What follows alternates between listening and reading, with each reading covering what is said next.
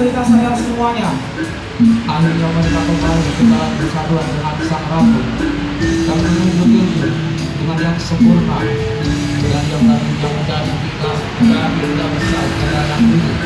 Akhirnya bisa berani diri dengan Sang Ratu dan pulang ke alam yang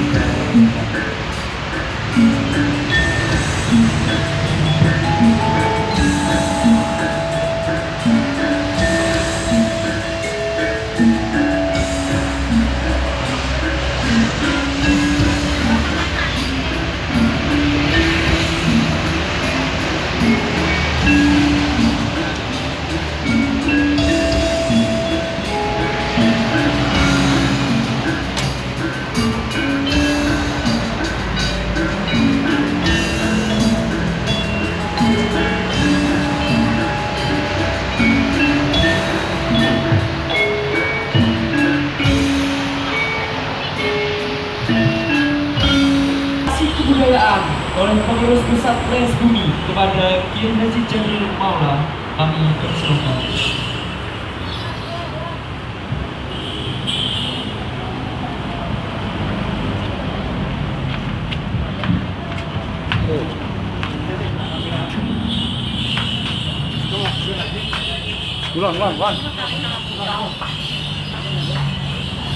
Warahmatullahi wabarakatuh. Bismillah, alhamdulillah, wassalatu wassalamu ala rasulillah Sayyidina wa maulana Muhammad ibn Abdillah wa ala alihi wa ashabihi wa mawalah, la hawla wa la quwwata illa billah. Hadratul muhtaramin, para sepuh, para kiai, para alim ulama,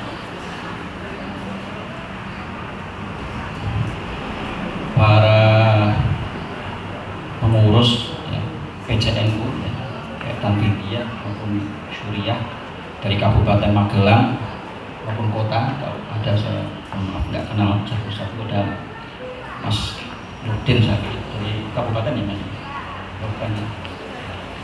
Teman-teman sekalian, pengurus Les Bumi dari kabupaten-kabupaten se-Keduraya ya, tepuk tangan untuk yang kompak ya, yang bersama-sama pada siang hari ini menyelenggarakan acara sawalan ya, dari Kabupaten Magelang, dari Purworejo, dari Wonosobo, dari Temanggung ya, luar biasa beserta semua jajaran pengurusnya. Dan mudah-mudahan ya selalu kompak, semangat ya dalam berkhidmat ya untuk bersama-sama menjaga ajaran-ajaran nilai-nilai Ahlus Sunnah wal Jamaah ya, yang merupakan pusaka dari para ulama-ulama di Nusantara ini, tentu saja melalui pendekatan seni budaya. Dan kemudian juga teman-teman semua hadirin wal hadirat ya, dari pengurus banom-banom ya, lembaga-lembaga ya, di lingkungan Nahdlatul Ulama ya, kabupaten maupun cabang ya, kota Magelang, MBC-nya seluruhnya ya, baik Ansor maupun sampai mas-mas Bangser ya, yang di luar. Tak lupa juga pada tuan rumah Bunda Wiwi, simbolnya Mas Abed dan teman-teman Les Bumi yang mudah-mudahan selalu sehat, ibu garingi sehat ya, berkah wilujeng rahayu ingkang tansah pinanggih. Teman sekalian, syukur alhamdulillah saya akhirnya bisa hadir, bisa sowan ya, bisa kembali berkumpul di sini ya, walaupun kemarin ketika di Japri Mas Abed saya bilang saya nggak bisa janji Mas gitu ya, tak usahakan karena memang tadi malam rapat juga sawalan Les Bumi PBNU di Ciganjur ya, di dalamnya Gus Dur, karena Ning Inayah Wahid ini sekretaris umum Les Bumi PBNU gitu, diunduh ya, di tempat beliau. Kalau Mas bagian tiket saya bilang ya saya usahakan ya, alhamdulillah ternyata acara selesai jam 10:30. Udah saya spekulasi ke Gambir dan alhamdulillah masih dapat tiket kereta yang jam 11:30. alhamdulillahnya udah jam 8 tadi nyampe di sini, jam 1 alhamdulillah gak macet jalurnya. Alhamdulillah pada akhirnya saya bisa hadir di sini, bisa berkumpul, bisa ikut bergembira ya kepada teman-teman sekalian. Nah, satu hal yang juga ingin saya sampaikan, perlu ya disampaikan di sini, saya agak ingin katakan karena ingin memberi makna sawalan ya. Sawalan ini bagi Les Bumi juga khusus ya. Saya berharap juga tadinya kalau sempat ngobrol ya, Sawalan ini sebetulnya bulan harlahnya Les Bumi. Tepuk tangan untuk. Jadi Sawal itu bulan harlahnya Les Bumi. Nah, banyak teman-teman dari Les Bumi itu memegangi pedoman yang kalender Masehi itu 28 Maret ya, 28 Maret tahun 1962. Nah, Hijriahnya itu 21 Syawal. Jadi luar biasa teman-teman di sini walaupun nggak diberi judul Harlah Les Bumi, tapi dalam kata sawalan itu mari kita maknai setiap orang menyelenggarakan sawalan dimanapun itu sedang memperingati harlahnya Les Bumi.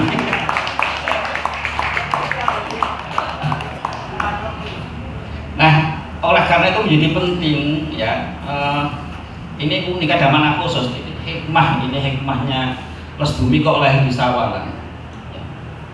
Ini untuk mengingatkan kita sebetulnya umumnya orang Islam itu kadang menganggap puncak dari apa ya, orang untuk berjuang berusaha itu sampai puncaknya di bulan Ramadan, nahan diri, nahan nafsu, puasa dan seterusnya itu, lalu ketika selesai puasa itu lebaran itu kayaknya barbaran gitu ya, kemudian puncak Idul Fitri kemudian lepas lagi.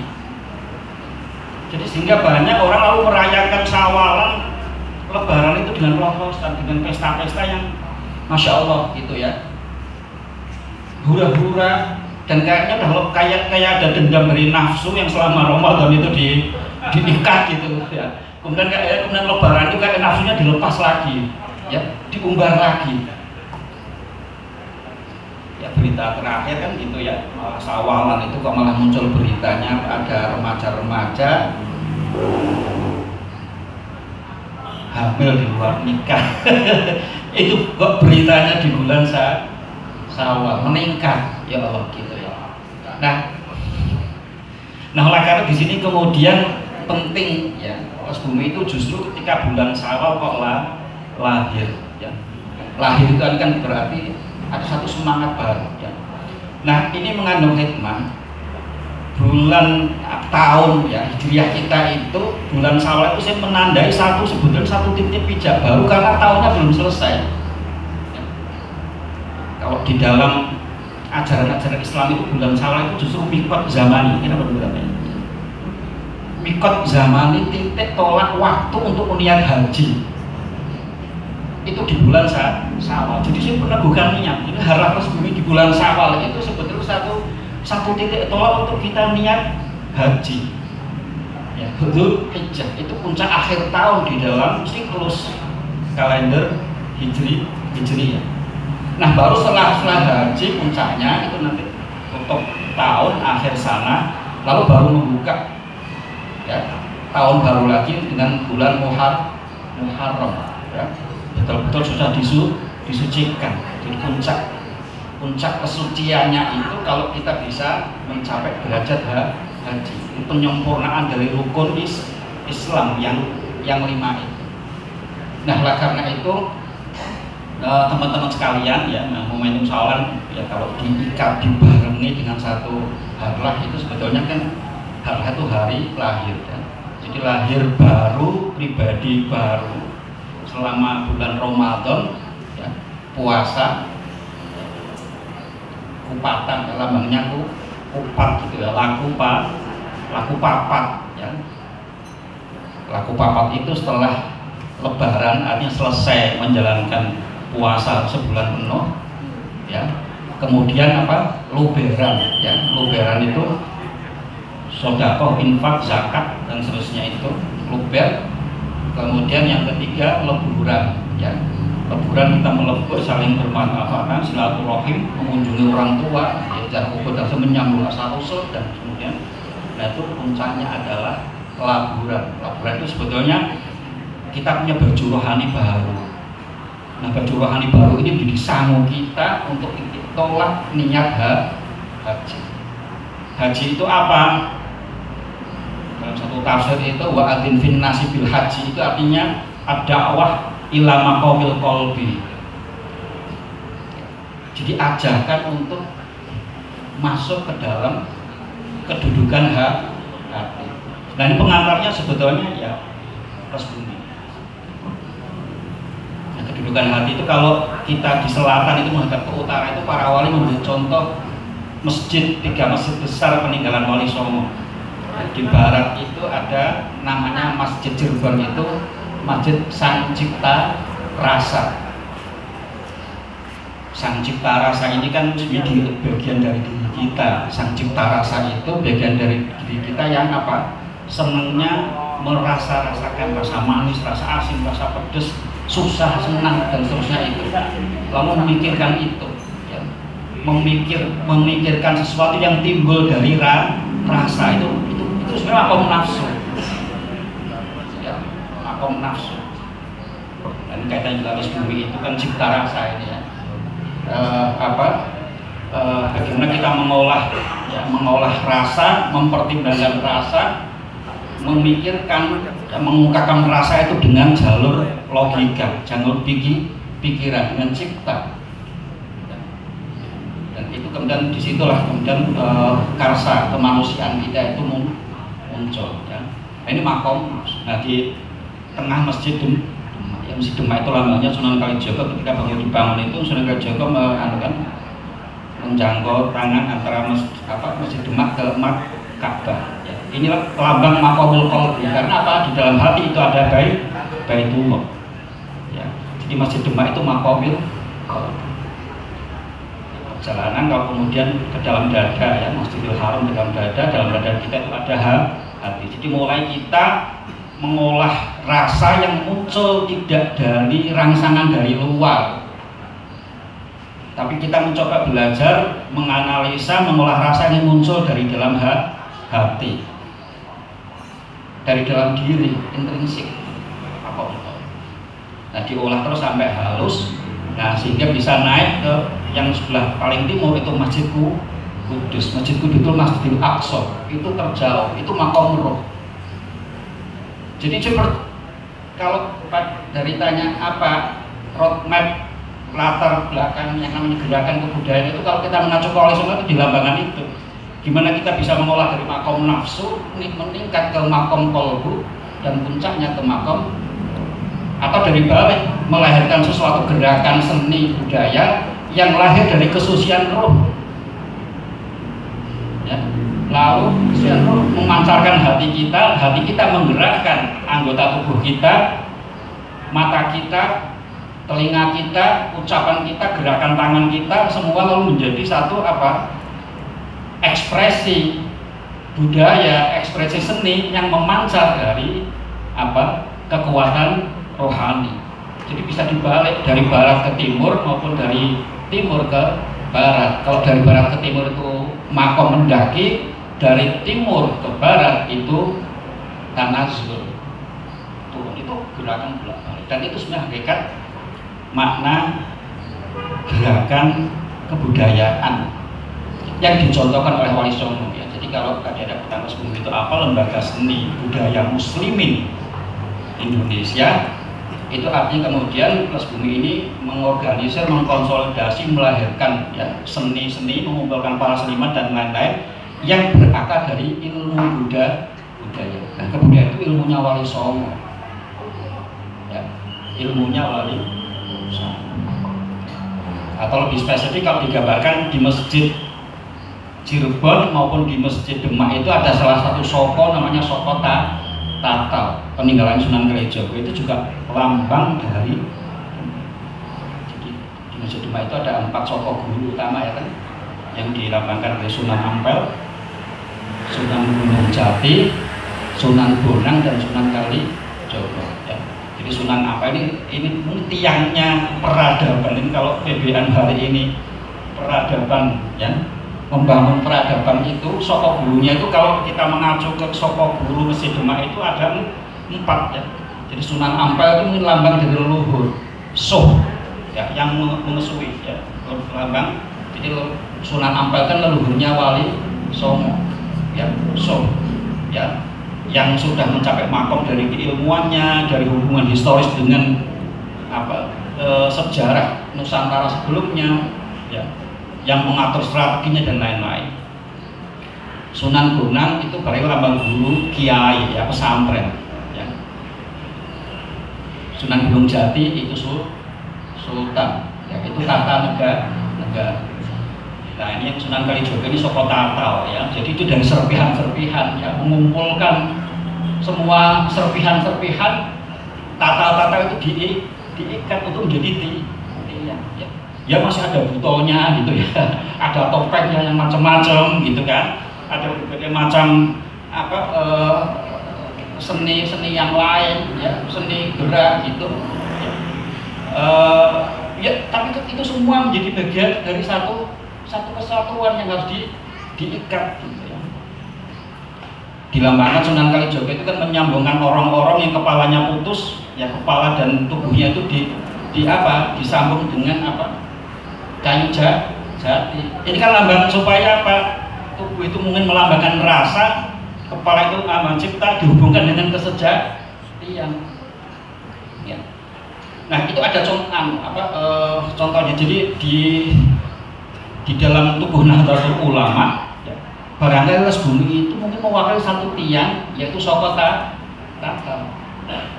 Sunan Bonangnya itu ada kiai-kiai Surya ya, pesantren ya, itu melanggar Sunan Bonangnya.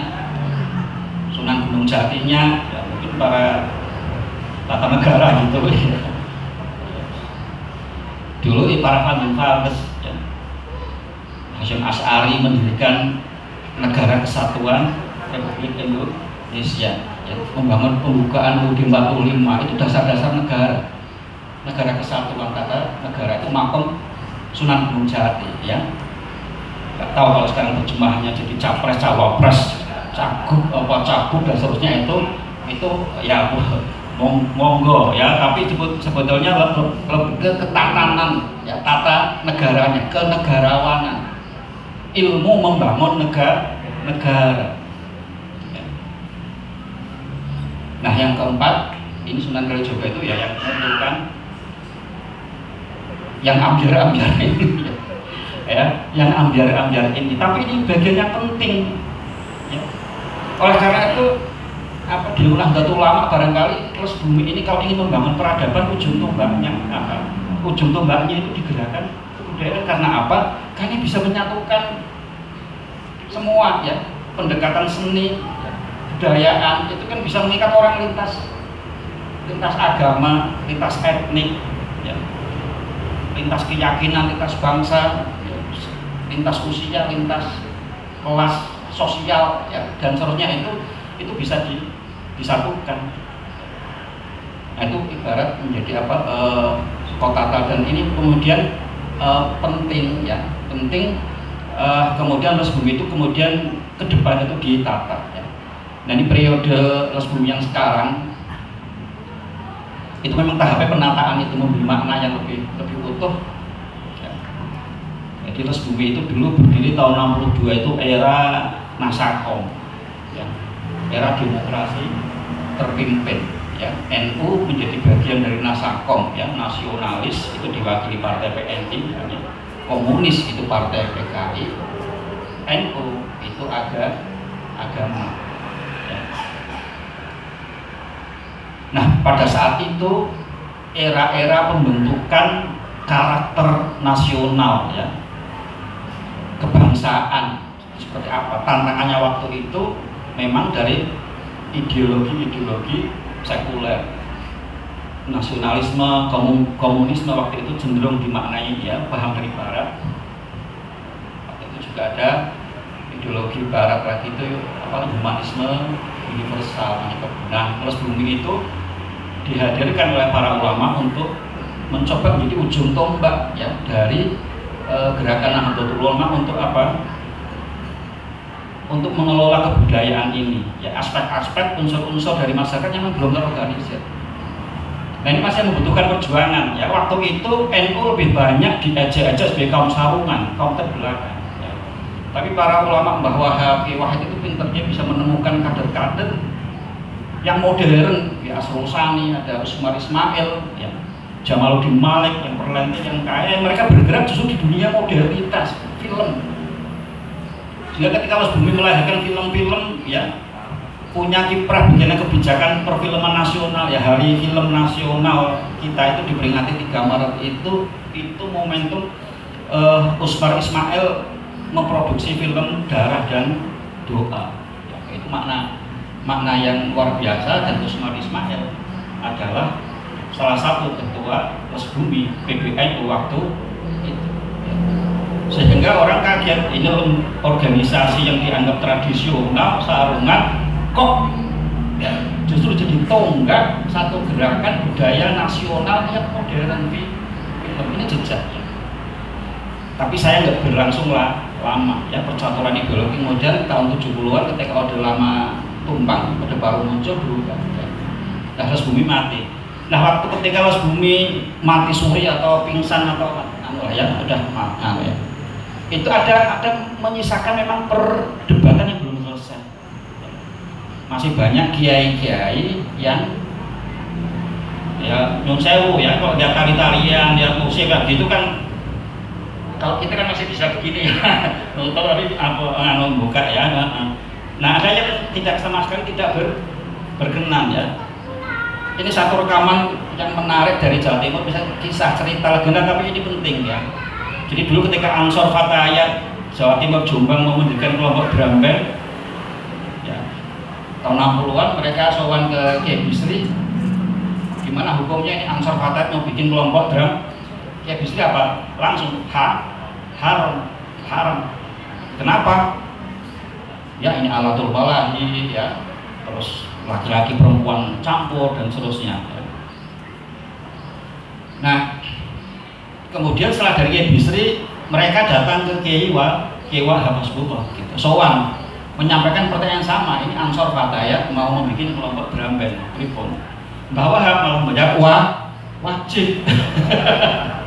Jadi ada kutub Kiai Bisri yang haram, ada kutub Kiai Wahab yang wajib. Soalnya apa? Loh, kalau NU nggak membuat kelompok drum band, nanti anak-anak muda, anak pemuda-pemudi itu semua gabungnya galek ke gerua. Nah ini kemudian pilar Nasakom itu hilang satu unsur agamanya. Padahal bagian dari membangun namanya negara nasional itu kan orangnya macam-macam. Ya. Jadi kalau kemudian kosong gerakan agama dari seni dan lain-lain itu, ini kemudian pilar nasionalis agama kosong dari agama. Karena bahwa bilang wajib. Ya. Nah, fikihnya gimana? Nah, bahwa bilang fikih itu pekeh katanya ya. Pekeh itu apa? Kalau ropek diokeh-okeh. Jadi gimana mencari satu upaya usaha untuk gimana problem fikih itu bukan menjadi penghalang atau hambatan, tapi menjadi faktor dinamis untuk mencari bukan satu permisif ya, tapi menjadi satu dasar kreativitas ya, yang bisa mengatasi itu masih belum. Nah oleh karena itu kemudian ya Mas Bumi itu dihidupkan oleh Gus Dur tahun 2010 muktamar NU di Kediri ya, di Kediri itu ya, itu karena apa? Era reformasi ya, ini era reformasi ini kembali era percaturan ideologi lagi ya. Dulu ideologi ketat, sekarang ya reformasi menjadi liberal, bebas, partai politik bebas. Jadi ketika politik ini terancam destruktif, Gus Dur ini Mas Bumi harus dihidupkan lagi. Nah, kan lama udah mati, kemudian tahapan awal 2010-2015 saja itu tahap sosialisasi, banyak orang belum kenal ya. MC tadi masih mengatakan Mas Bumi ke opo ya. Saya 2015 muktamar NU di Makassar bikin survei ke delegasi-delegasi itu, hampir 90% pengurus cabang wilayah itu nggak kenal Les Bumi itu apa. Dia ngerti Les Bumi apa ya. Ada yang lama-lama itu, oh dulu kecil saya pernah mendengar Les Bumi apa, kelompok gambus ya gitu ya, gambus.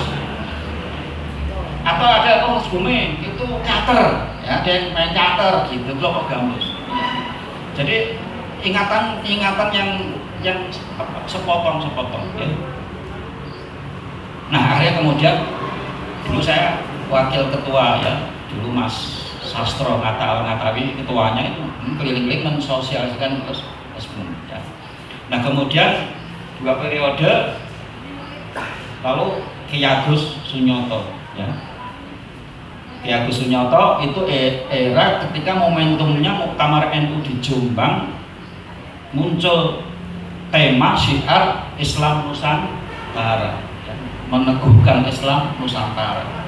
Pas ya, beliau sejarawan ya, beliau meneliti naskah ya, punya dokumen-dokumen, punya pengetahuan, punya sanad ya, keluarga genealogi kepada Wali Songo, sehingga ini momentum ya menjadi era lebih mengutuhkan, mengkonsolidasi dari segi pemikiran, dari segi spiritualitas. Nah, ini yang ketiga, kami ini dari sekarang, era sekarang, kemudian melihat tantangan. Ya, ini sekarang sudah mulai muncul ya cabang-cabang. Kemarin kita data itu mungkin sudah ada lebih dari 250-an pengurus cabang yang terbentuk. Ya. MWC sudah banyak. Tapi wilayah-wilayah masih belum merata. Hanya baru di Jawa yang wilayah yang lengkap, tapi di luar Jawa banyak wilayah-wilayah yang masih belum membentuk Les Bumi. Dan ini masih sporadis, ya masih simpang siur. Karena itu ke depan ini memang harus kita utuhkan lagi ya. Dalam waktu dekat Les Bumi sedang merumuskan modul ya, semacam workshop pelatihan tentang keorganisasian ke Les Bumian. Siapa sih yang mestinya menjadi pengurus Les Bumi? Siapa saja? Apa nilai-nilai dasarnya? Apa arahan ke depan, apa program-programnya, kegiatan-kegiatannya, itu harus ada, walaupun tidak baku tapi ada semacam standarnya. Misalnya begini ya, ke depan itu mestinya pengurus Les Bumi tidak hanya seniman ya, tidak hanya seniman yang penting utama ya, tapi juga harus ada kiainya juga harus ada kiainya untuk nyambung kepala dan badan itu dengan kayu jati itu sudah ada kiainya yang harus jadi terus. Lalu juga harus ada ilmuannya ya. Kenapa? Karena mengungkapkan rasa itu juga harus melalui koridor logika, koridor cipta, pemikiran ya. Ya harus ada akademisinya, ada ilmuannya, ahli budaya, ahli arkeologi, ahli sejarah, ahli filologi, naskah-naskah, manuskrip dan seterusnya itu. Ya. Kemudian juga penting Les Bumi itu ya ada yang bagian tombak-tombak ini ya. Kalau ada pengusaha ya. Ada Les Bumi Sumatera Selatan malah banyak mereka mau pengusaha ini ya, souvenir itu ya, pengusaha souvenir dan lain-lain, mereka lebih ke pemasarannya gitu ya. Jadi ada manajernya ya, yang memanage manajemen, ada administrasi, ada yang ngerti kelola keuangan ya. Kalau hanya seniman saja repot ya, hanya seniman saja repot. Biu nih Mas Haki ya, sedang bingung saya ini seniman apa kiai ya, apa akademisi apa manajer ya, ya. Nah banyak itu PCN itu juga belum tahu, ketika mau membentuk Les Bumi itu siapa yang harus ini ya. Nah karena itu penting ya, kemudian ada ya.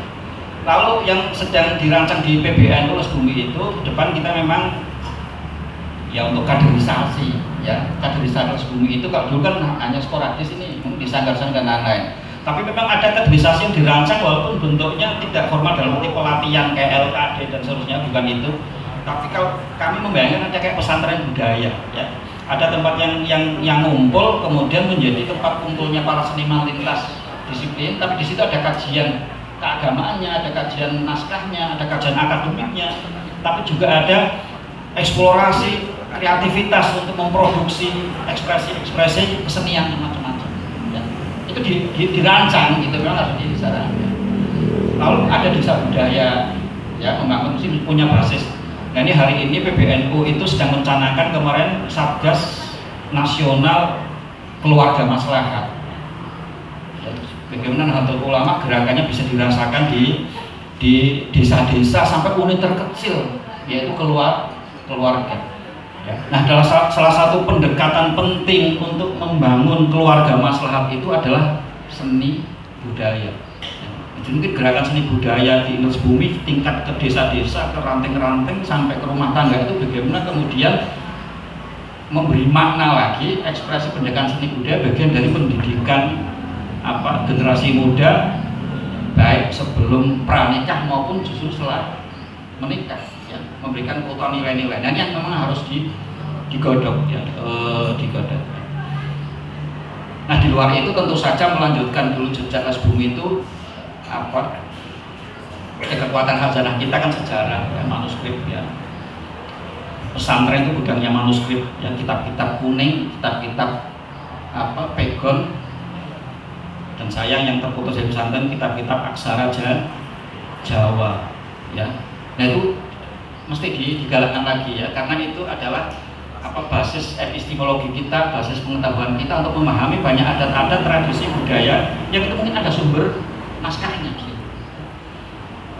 Ekologinya, ya, dan seterusnya itu. Nah, kemudian tidak penting nih hari ini, ya, teknologi modern, ya. Kita mesti melanjutkan dulu tugas generasi Alas Bumi soal perfilman nasional belum selesai, ya. Membentuk karakter film nasional kita itu sulit, ya. Ini ada ironi, kemarin Harlah Bumi yang kemarin itu ada yang poster Usmar Ismail membentuk karakter film nasional, ada yang letuk di Facebook itu, ya. Ada orang ateis tapi orang tuanya itu yang satu Islam yang satu Kristen. Nah dia bingung pilih agama mana dan dia nggak tahu beragama apa. Nah dia justru punya kesadaran religius justru ketika nonton film barat, yaitu film Ghost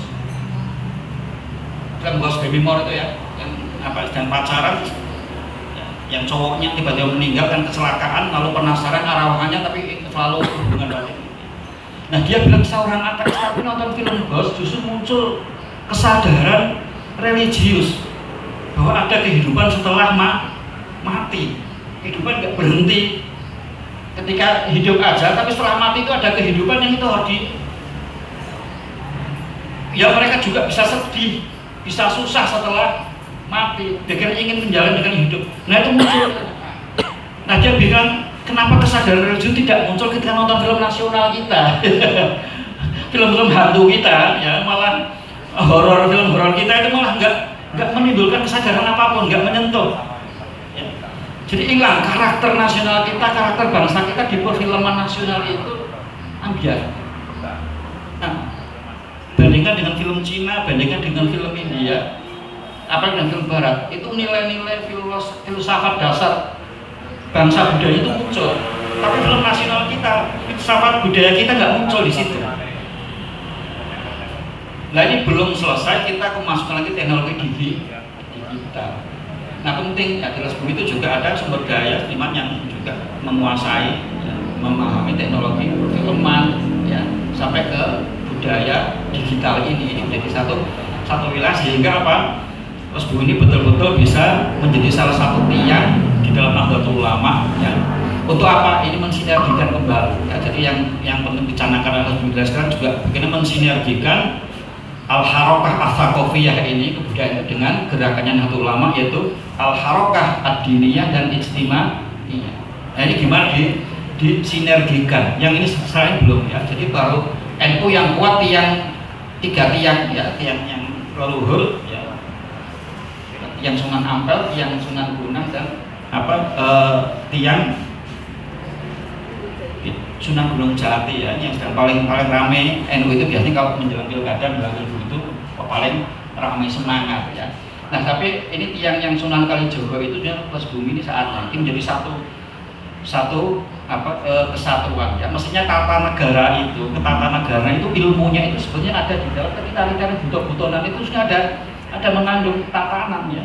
Wong alam buto-buto itu kan kekuatan bumi itu ya. Ya kekuatan bumi ya. Ternyata ada siapa tadi Ratu Kidul ya. Itu kalau saya sih pemimpin yang memimpin menyatukan kekuatan bumi itu kan kalau saya itu lambang dari apa rahimiyah ya, keibuan. Ada satu welas asih ya. Itu bisa disatukan, butuh aja itu harus ada tatanannya kan gitu ya. Ada kerajaannya gitu ya. Berarti ada ilmunya. Jadi tata negara bangsa kita mesti nyambung ya dengan budaya bangsa kita kan ada ilmunya ya. Nah, ini untuk menjadi apa satu kesatuan apa jagat ya soko guru ya dari peradaban bangsa kita dan lebih spesifik mungkin peradaban di dalam Nahdlatul Ulama ya. Kemudian posisi lesbumi ini menjadi penting ya, menjadi penting. Nah, karena penting harus ditata.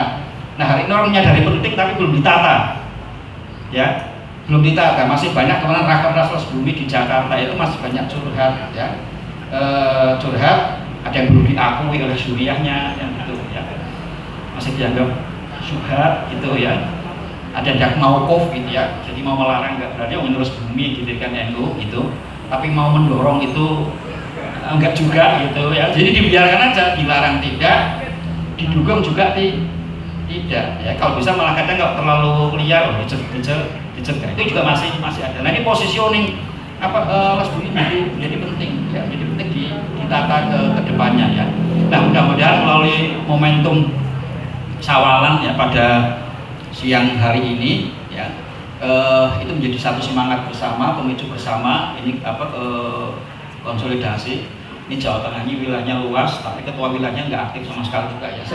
Kemarin di Kabupaten Pekalongan jaga kumpul, itu juga kemudian muncul ini karena wilayahnya nggak ada konsolidasi. Misalnya udah sekarang pengkonsolidasi lesbumi cabang kabupaten itu berbasis apa Karsidenan ya. Ini ada ini Keduraya ya, mungkin besok Sawalan besok kalau nggak salah Karsidenan Pekalongan juga mau kumpul, itu nggak apa-apa. Nah, ya saya sebisa-bisanya kalau ya saya usahakan datang ya. Saya kemarin ke Cirebon ya juga ketemu Cirebon ya, Cirebon, Indramayu, Kuningan ya, kumpul. Kemudian ke Pekalongan juga dari Pemalang, dari Tegal juga ada datang. Nah, ini di Kedu ya, Keduraya. Ini nggak apa-apa ya, dari mulai kecil tapi ini membangun satu semangat ya, satu konsolidasi, saling bantu membantu ya, saling koordinasi ya.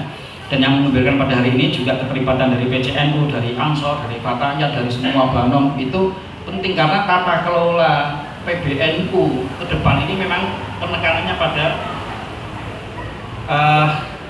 jadi kalau lembaga-lembaga itu lebih ke kebijakannya, arahnya ya, ini kebudayaan NU di kemana apa. Nah, pelaksanaannya itu mesti melibatkan Banom lembaga. Jadi ini kesatuan antar lembaga dan kesatuan lembaga dengan Banom itu akan menjadi salah satu penekanan ya, termasuk program antar lembaga ini sedang dikurasi ya. Begini nyambung lembaga perekonomian, lembaga seni budaya, lembaga kemaslahatan keluarga, lembaga dan lain-lain itu kan kadang tumpang tindih ya. Yang sering tumpang tindih kan Lazisnu dengan yang lain-lain ya. Lazisnu karena menerima uang banyak kemudian mentasarufkan uang sedekah zakat itu melalui apa? Melalui pendidikan, melalui gerakan pengembangan ekonomi lah. Lembaga-lembaga yang lain untuk diambil Lazisnu semua. Saya tidak tahu di Magelang di beberapa tempat itu terjadi. Nah, ini kemudian penting ada kurasi ya, supaya antar lembaga tidak saling tumpang tindih, dan lembaga dengan Banom itu juga menjadi satu kesatuan kerja. Nah, goalnya adalah kemanfaatan untuk seluruh rakyat Indonesia, harus bisa dirasakan. Jadi harus inklusif ya, lintas agama, lintas keyakinan. Jadi manfaat dari program NU itu tidak hanya dirasakan oleh warga NU saja maslahatnya, tapi harus bisa dirasakan oleh seluruh rakyat Indonesia. Nah, barangkali bapak-bapak, ibu-ibu sekalian, hadirin hadir teman-teman ya, saudara sekalian, ini yang bisa saya sampaikan. Ini orasi atau bukan ya.